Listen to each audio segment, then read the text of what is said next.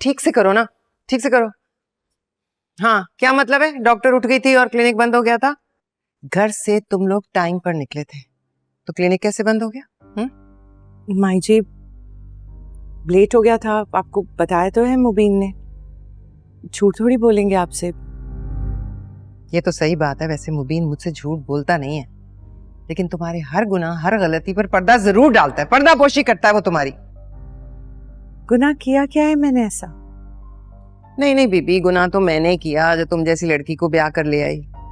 मेरी ही गलती है। मेरे नसीब में शायद दादी बनना लिखा ही नहीं था। कोशिश तो कर रहे हैं ना, हर वक्त तो जाते हैं डॉक्टर्स के पास। जब तक मेरा पोता मेरी गोद में नहीं खेलेगा ना, चाहे तुम्हें हर रोज डॉक्टर के पास जाना पड़े, जाना पड़ेगा। समझ आई? अस्सलाम वालेकुम। वालेकुम अस्सलाम। कहाँ थे तुम? फजर के वक्त घर से निकले और ये असर का वक्त हो गया। घंटों कहाँ गायब रहते हो? मैं थोड़ा थक गया हूँ, मैं उठ जाऊँ फिर बात करता हूँ आपसे। कबीर, तुम अजीब आदमी हो। हाँ वो तो मैं हूँ। अब रातों में जागेंगे तो दिन में सोएंगे। सज्जी, जी कबीर भाई। मेरी जासूसी करना बंद करो तुम। ये क्या जासूसी करेगी? ये तो खुद जब सोती है तो समझो आधी मरी जाती है। कबीर, कहाँ हो? नजर ही नहीं आ रहे आजकल तो तुम। कहाँ जाना है? दरगाह गए थे फजर पढ़ने और ये देख लो असर के वक्त वापस आए हैं। अब मैं आप सबको क्या पल पल का हिसाब दूंगा? भाई मेरी मर्जी, मैं जहां जाऊं, जिससे मिलूं जाके। सब अपने काम से काम रखें प्लीज। यहाँ पे मैं भी दरगाह गई थी, वहां वो उसको रिया को देखा। रुको, किसको देखा था? रिया को? कबीर, तुम रिया से मिले थे? कबीर, मेरी बात का जवाब दो। ये बात किसने छेड़ी है? भाभी ने छेड़ी है ना। तो जरा नहीं से पूछ लीजिए रिया के साथ किसे देखा इन्होंने। दरगाह है, कोई भी आ जा सकता है। मैं भी तो गई थी, मैंने रिया को देखा, कबीर के साथ तो नहीं देखा। कबीर, जानता हूँ रिया हमारी दुश्मन है। हाँ, दुश्मन है वो हमारी, हम नफरत करते हैं उससे। जाने में या अनजाने में तुम उससे नहीं मिलोगे। वो तुम्हारे सामने भी आ जाएगी ना तो पहचानने से इनकार कर दोगे, समझे? बड़ा मुश्किल काम है ये, क्योंकि उसे तो मैं हजारों और लाखों में पहचान सकता हूँ। ये उसी सूरत मुमकिन है कि या तो मेरी याददाश्त चली जाए या मेरी जान। कैसी बातें कर रहे हो तुम कबीर? तुम्हें अपनी जान की बिल्कुल परवाह नहीं है क्या? आप है ना मेरी फिक्र करने के लिए। मैं थोड़ी देर सोऊंगा अम्मी। कबीर,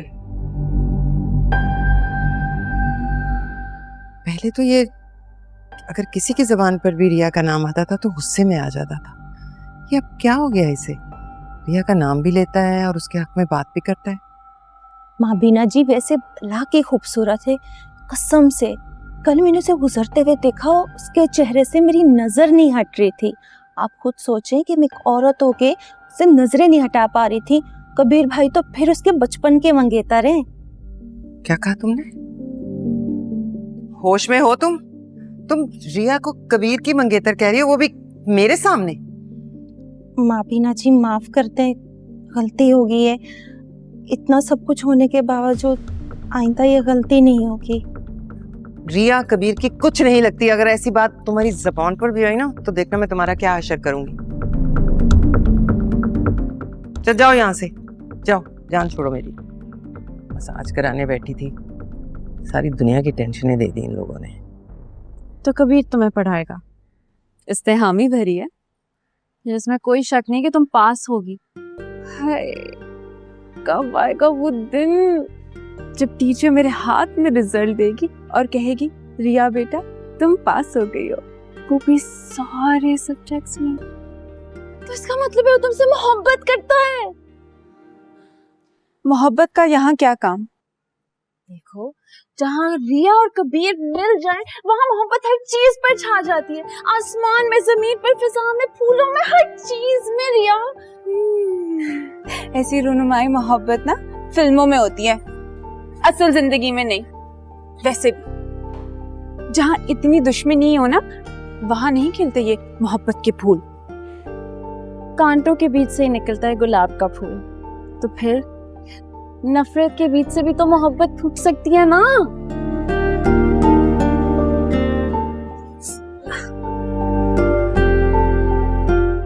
मैं नहीं मानती।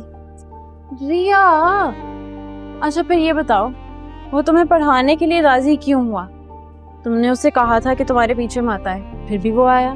तुमने उसे कहा था कि तुम उसके पीछे नहीं जाओगी, फिर भी तुम गई। लेकिन ये भी तो हो सकता है कि खुदा को ये मंजूर हो मैं कबीर के हाथों पढ़ूं और पास हो जाऊं। या फिर कबीर के दिल में मोहब्बत का दिया जो तुम्हें पहली बार देखकर जल उठा, वो अभी तक नहीं बुझा।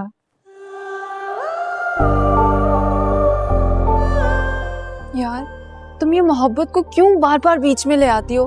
ऐसा भी तो हो सकता है ना कि कोई वैसे किसी की मदद कर रहा हो, जैसे कबीर को तुमसे मोहब्बत नहीं थी, फिर भी उसने तुम्हें पढ़ाया।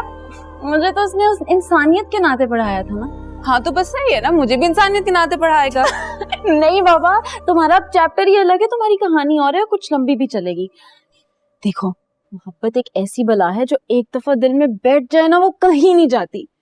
तुम दूर हो जाओ, दुश्मनी हो जाए, कुछ भी हो जाए, मोहब्बत नहीं जाती मरते दम तक। लेकिन हमारे बीच ऐसा कुछ नहीं होगा। कैसे नहीं होगा?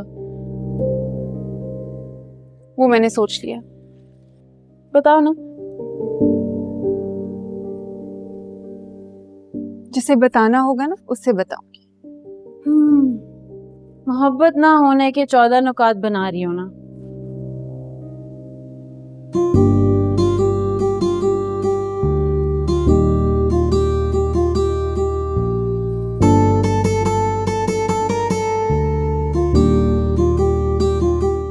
नहीं पढ़ा जा रहा ना।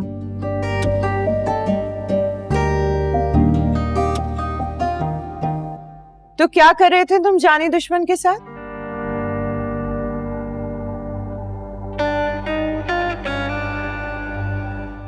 लगता है सज्जी की तरह आपने भी मेरी जासूसी शुरू कर दी है। नहीं, बिल्कुल भी नहीं। मैं तो दरगाह पे हाजिरी देने गई थी, पर वहां तो कोई और ही नजारा देखने को मिल गया। वैसे दरगाह की वो पीछे वाली जगह कैसे बताया तुम? कुछ पुरानी यादें वाबस्ता हैं उस जगह से।